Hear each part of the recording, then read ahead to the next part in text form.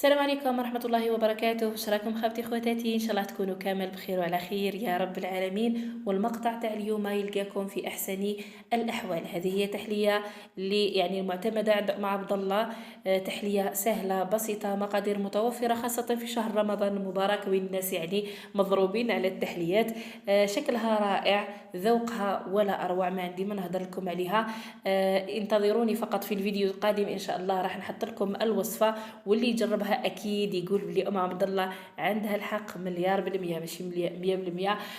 هذه هي حبيبتي. انا نخليكم في امان الله، استودعكم الله الذي لا تضيع ودائعه. فقط ما تنسونيش من البصمه، ولاول مره يدخل القناه نقول له اهلا وسهلا بك، شرفتنا ونورتنا.